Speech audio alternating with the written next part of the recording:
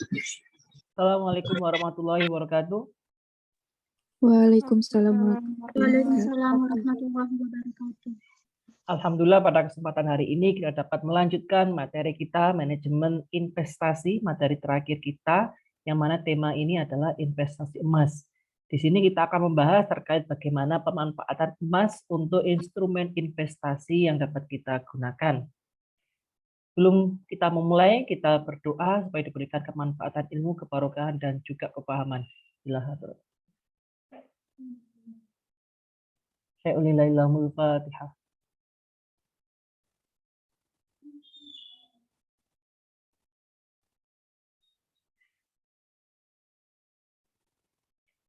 Baiklah, karena yang presentasi sudah habis, maka kita langsung masuk ke materi. Saya menjelaskan materi terkait dengan investasi emas. Kira-kira kalau yang cewek itu sudah tidak asing ya dengan emas itu? Emas asli atau emas-emasan? Mas asli. Emas asli. Apalagi kalau orang Madura ya, pasti punya emas kemungkinan besarnya. Why should gold? Kenapa harus emas untuk instrumentasi investasi? Karena begitu banyak model investasi yang ditawarkan. Ada tabungan atau deposito, ada properti yang kemarin kita bahas, ada saham sebelumnya kita juga bahas. Nah, emas, apa sih menariknya emas ini? Tujuan investasi adalah membeli aset, maka kita akan mendapatkan keuntungan dari aset yang kita miliki. Sehingga kalau Anda investasi bukan karena hobi saja, tapi karena adanya prospek. Aset itu nilainya akan bertambah, sehingga harganya juga akan naik. Sebab itu investasi harus mempertimbangkan faktor-faktor berikut ini. Yang pertama, keamanan. Jangan sampai teman-teman tergoda tawaran tingkat keuntungan yang tinggi, tapi lihat keamanan atau risikonya, tingkat risiko rendah. Jadi jangan sampai teman-teman tergiur dengan tingkat pengembalian yang tinggi, tetapi risikonya tidak Anda kenali. Karena terkadang tingkat pendapatan yang tinggi, itu risikonya juga tinggi. Dan yang paling aman, maksudnya aman itu adalah ada jaminannya. Jadi ketika sesuatu terjadi pada instrumen investasi itu masih teman-teman masih aman, tidak hilang. Mudah dicairkan atau likuiditas tinggi. Jadi semisalkan teman-teman mau menjual atau mau mengalihkan ke orang lain, itu mudah. Jadi kalau misalkan teman-teman beli tanah yang di pinggir jalan dengan yang di samping kuburan, itu likuiditasnya juga berbeda. Kalau mau jual, ya pasti yang lebih mudah lakunya yang di pinggir jalan. Kalau di samping kuburan mungkin susah.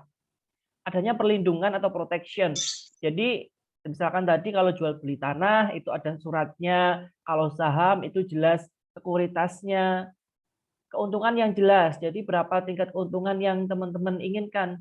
Jadi ada prospeknya, kira-kira tanah ini per tahunnya naik berapa. Dilihat dari perkembangannya. Oh, tanah ini naiknya 1 juta per tahun per meternya. Maka itu prospek. Jangan sampai beli terus nilainya turun. Maka nanti teman-teman risiko ruginya lebih besar.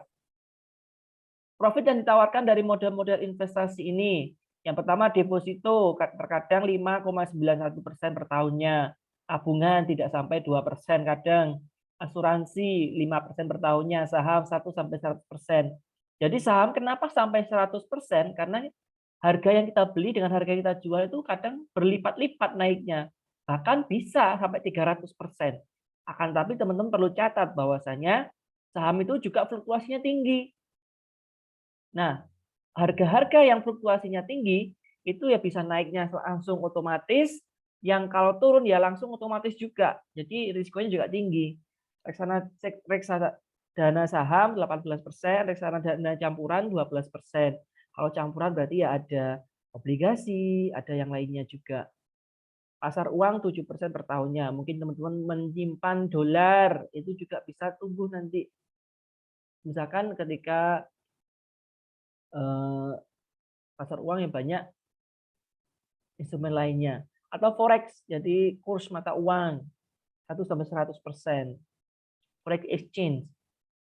per capital gain-nya. Jadi yang teman-teman lihat di sini bahwasanya semakin tinggi tingkat pengembalian, maka semakin tinggi risikonya.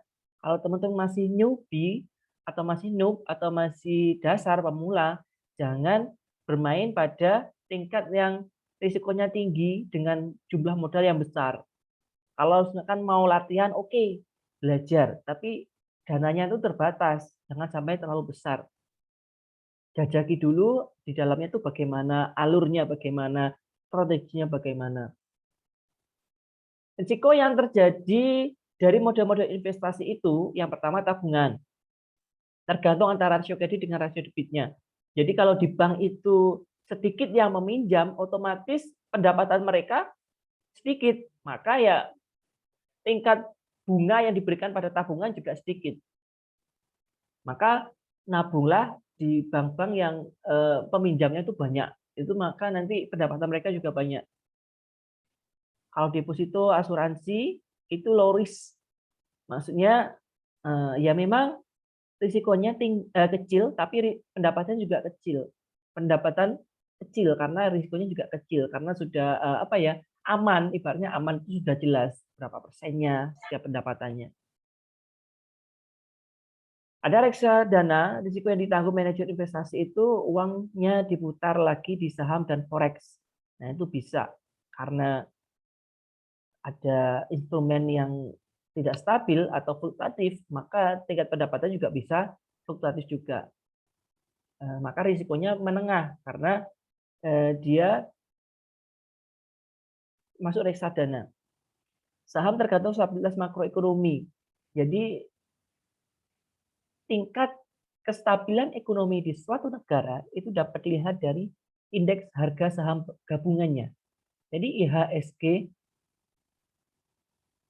itu mencerminkan kondisi perekonomian sebuah negara. IHSG pada nanti Indonesia. Yang mana ini tinggi tingkat risknya. Karena yang dikatakan tadi bahwasanya saham itu fluktuatifnya juga tinggi. Tergantung tingkat demand and supply-nya. Semakin banyak membeli, maka harga sahamnya akan semakin naik. Kalau semakin banyak menjual, maka semakin turun harga sahamnya. Forex tergantung pada stabilitas ekonomi global. Nah, karena ekonomi global, otomatis antara rupiah, dolar, yuan, terus euro, itu berbeda-beda tergantung dari kondisi makroekonomi suatu negara dengan negara lainnya. Itu akan berpengaruh. Semakin kuat kondisi ekonomi suatu negara, maka semakin kuat nilai rupiah, nilai uang mata uangnya. Maka ini very high risk. Jadi bisa setiap detik berubah-ubah. Lalu investasi apa yang paling tepat? Ini jawabannya adalah emas karena solusi yang mungkin yang aman, cukup aman dan sudah dilakukan pada saat dulu. Jadi bukan sesuatu hal yang baru lagi. Cuman metode yang sekarang ini baru. Kalau dulu kan harus ada barangnya. Kalau sekarang hanya kepemilikannya saja juga bisa. Maksudnya digital finansial. Nah, tentang emas ini dikenal sebagai sesuatu yang berharga pada zaman Mesir kuno. Jadi sudah lama emas itu menjadi sebuah simbol kekayaan. Alat tukar menukar, jadi digunakan untuk mata uang pada zaman Rasulullah dan juga sebagai jaminan.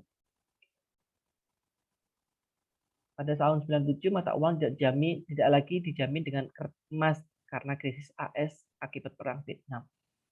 Jadi dulu kekayaan di suatu negara itu juga kadang memiliki emas juga.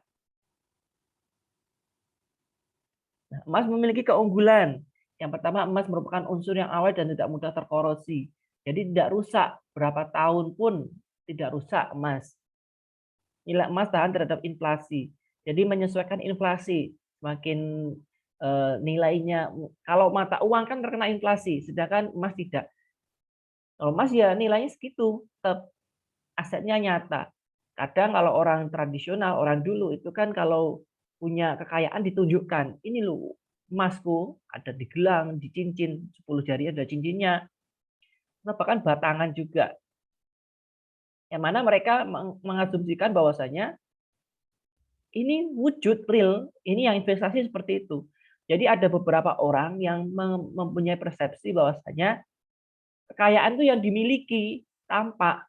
Ada kayak saham, forex itu bukan kekayaan karena tidak tampak sehingga ya bukan sesuatu yang bisa disebut aset.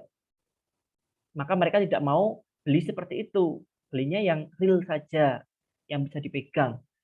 Dapat dengan mudah dijual atau dijadikan jaminan. Nah, kalau teman-teman misalkan menikah itu juga bisa dijadikan mahar karena memiliki nilai, dan juga misalkan mau digadaikan itu juga bisa sebagai jaminan atau dijual lagi juga bisa. Jadi menyesuaikan dengan harga jual nilai emas saat itu juga bebas pajak. Jadi ketika tiap bulannya tidak dikenai pajak pajak emas tidak. Nilainya jarang turun bahkan cenderung naik.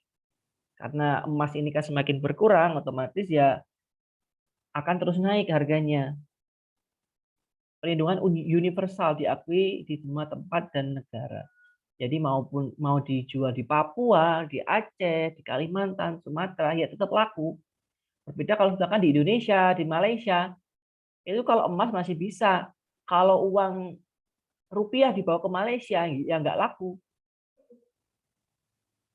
Alasan lain bahwa emas adalah investasi paling tepat. Yang pertama, keamanan atau security-nya. Uang di bank akan hilang secara perlahan oleh karena biaya administrasi. Sedangkan emas tidak akan menyusut utuh 100%. Jadi ya 7,5 gram, 10 gram atau 1 kilo, tetap jumlahnya segitu, nggak menyusut. Perlindungan atau protection, inflasi, deflasi pasti akan mengurusi investasi Anda. Pada emas, semakin tinggi laju inflasi berpengaruh pada semakin tinggi harga emasnya. Jadi menyesuaikan, mengikuti inflasi. Jadi nggak usah khawatir bahwasanya karena inflasi emasnya turun, nggak. Tapi searah atau positif. Jadi kalau misalkan terjadi inflasi, jual emas, ya untung. Kemudahan untuk dicairkan investasi properti, deposito, saham itu adalah susah karena membutuhkan waktu. Jangan kalau emas, karena emas ini banyak yang minat, otomatis pembelinya banyak. Berbeda dengan seperti saham, obligasi, pembelinya sedikit terbatas, maka penjualannya akan lebih membutuhkan waktu lama. Menguntungkan atau profitable, nilai emas itu stabil dan cenderung menguat nilainya. Alasan lainnya mudah dipindah tangankan. Jadi ya kalau misalkan mau dijual berarti ya surat-suratnya tinggal dikasihkan orang lain. Tahan lama, emas tahan terhadap segala kondisi cuaca, anti karat, asam, bahkan api sekalipun bisa melumer.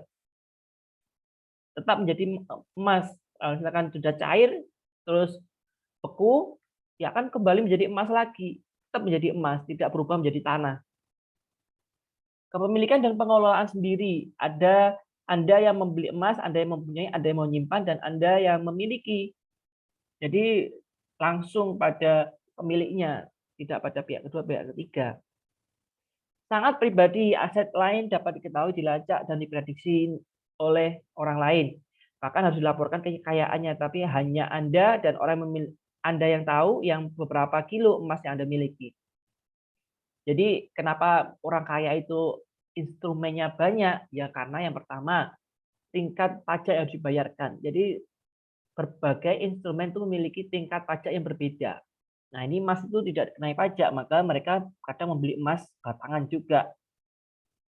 Kalau saham, obligasi yang digital itu otomatis akan terlacak pada KTP-nya nanti. Oh ternyata ini punya saham berapa, obligasi di mana aja. Itu bisa dilacak pajaknya.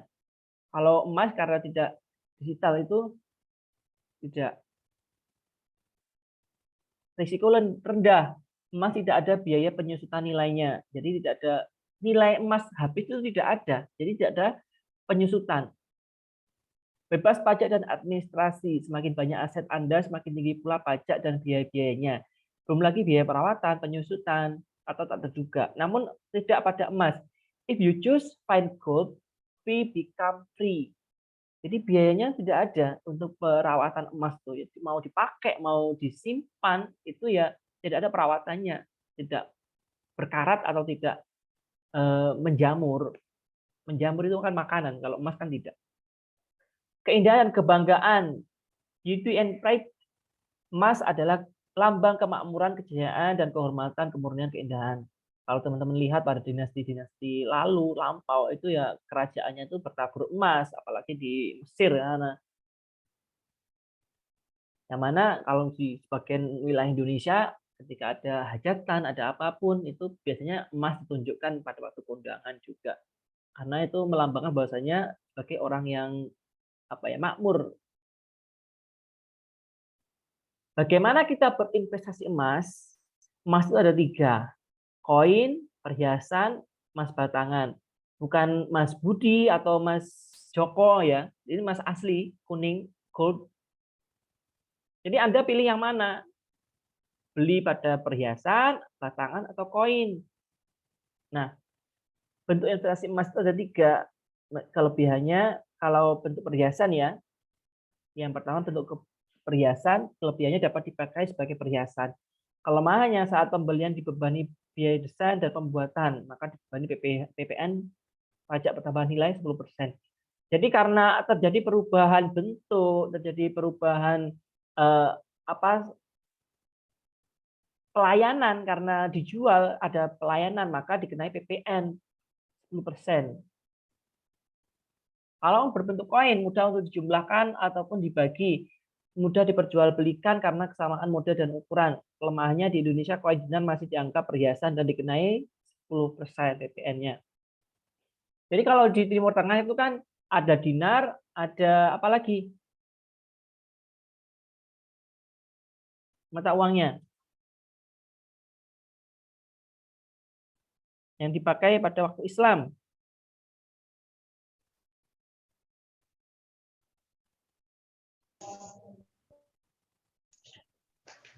Ada apa? Dirham, Pak. Ada dinar dan dirham. Yang dinar itu yang apa?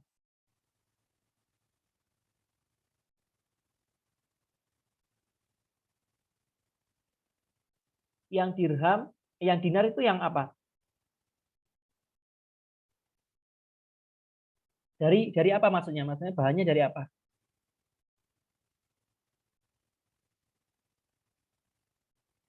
Ada dinar, ada dirham. Kalau dinar berarti bahannya dari emas atau perak.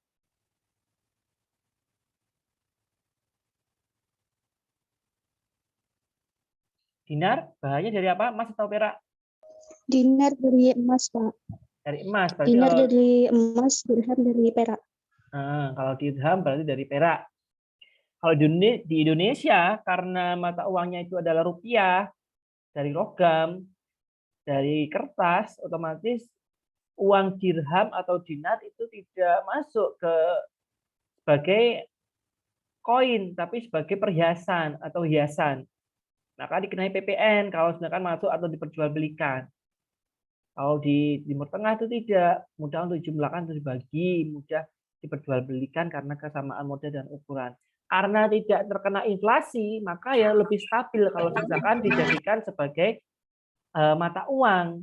Akan tapi ya itu kembali lagi keterbatasan itu, apakah tetap bisa dicetak dalam jumlah yang besar juga. Emas dalam bentuk batangan, kelebihannya mudah dijual karena kesamaan karatase pada sertifikatnya. Jadi berapa karatnya itu karena seragam itu mudah diperjualbelikan. Tidak dibebani PPN 1% karena tidak ada perubahan bentuk ya, secara hiasan. Paling cocok untuk investasi karena biasanya mempunyai kadar 24 karat dengan kemurnian 99,99%. Itu kalau cowok ini kan kadang belum paham ya, apa perbedaannya emas 24 karat, 22 karat, dan sebagainya. Kelemahannya tempat penyimpanan. Kalau kita punya emas batangan otomatis harus aman, tidak ada pencuri, maka perlu brankas atau tempat khusus untuk penyimpanan yang tidak mudah dilacak orang lain. Nah, perbedaan karat ini akan kita bahas. Kalau di pasar dunia, satuan emas berat menggunakan istilah troy ounce atau tos. 1 tos berarti 31 gram. Karat yang digunakan untuk mengukur kadar kemurnian emas ada 24 karat, 99%-nya emas, ada 18 karat berarti 75%-nya emas, ada 12 karat berarti 50%-nya emas, berarti yang lainnya campuran. Nah, ini contoh harga emas. Fluktuatifnya 1 tahun. Ini juga contoh bagaimana harga emas terus naik. Turun tapi ya akan kembali naik lagi. Tips berinvestasi emas, sebaiknya pilih emas batangan yang bersertifikasi resmi. Nah, kalau Anda beli emas, berarti harus punya sertifikat, baik perhiasan, koin, ataupun batangan. Karena kalau misalkan tidak punya sertifikat, otomatis nanti Anda jualnya itu akan susah atau harga murah. Sesuaikan dengan tujuan keuangan kita. Nah, ini kalau teman-teman perlu perhatikan bahwasanya kalau investasi, ya kembali lagi ke budget kita. Berapa sih budget Anda? Maka itu nanti akan mempengaruhi investasi atau instrumen yang dipilih. Apakah emas, apakah deposito, saham, ataupun obligasi atau properti, dan lain sebagainya.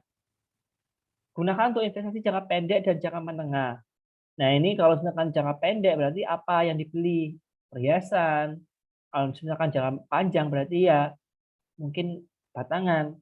Hindari tawaran investasi yang wujud emasnya tidak Anda pegang. Nah, ini juga kadang menjadi sebuah ancaman bagi orang-orang awam yang tidak mengetahui investasi, bahwasanya kalau misalkan barangnya tidak ada, itu harus Anda curigai atau waspadai.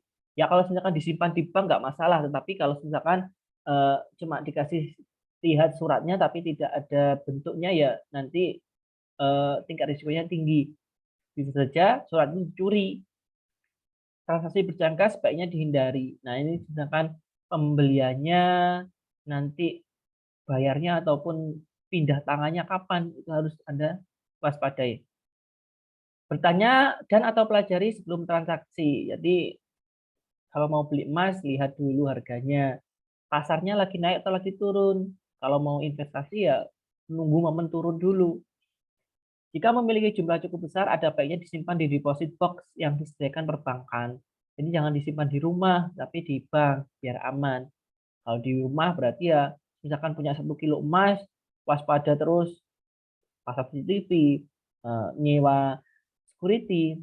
Jika pembeli emas dengan mencicil maksimum 30% dari pendapatan atau pengeluaran rutin per bulan. Nah, ini kalau misalkan belinya nyicil itu ya bisa saja. Kombinasikan dengan jenis investasi lain. Jadi kalau saran investasi itu portofolio, dicampur, tidak dalam satu jenis saja. Itu lebih aman. Teknis pembelian emas batang itu bisa tunai, kredit, dan gadai. Kalau emas tunai berarti contohnya harga emas 100 gram adalah 55 juta, 450.000 dengan margin keuntungan pegadaian syariah sebesar 3%. Tetap biaya administrasi dan ongkirnya 200.000. Maka uang yang harus dikeluarkan adalah yaitu tadi ditambahkan PPN, ditambahkan biaya pelayanan administrasi, maka menjadi 57,713500. Membeli emas secara kredit, misalkan persentase marginnya 3% dari pemilik, maka kreditnya dari 3 bulan 30%, maka akan terus naik dan persentase marginnya menyesuaikan. Perhitungan pembelian biaya secara kredit di Pegadaian Syariah. Nah, ini kalau misalkan PK ada pembelian kreditnya, HE itu harga emas batangan, ditambah MK itu adalah margin keuntungan, baru nanti UM itu kita cari dengan uang mukanya, berapa yang harus kita setorkan, maka presentasi uang muka dikali pembelian kreditnya berapa. AP ini angsuran per bulannya berapa akan kita cari dari jangka waktunya yang dibolehkan untuk membeli secara kredit. Contohnya ini. Kami membeli emas batangan 100 gram lewat Pegadaian Syariah dengan mengangsur 6 bulan ketika harga emas batangannya seberat 100 gram dalam 55.540.000, 50 juta. biaya administrasi 200, maka PK-nya ketemu 58.777 rupiah. Sedangkan UM-nya kita cari ketemu 17 juta 633 100 rupiah.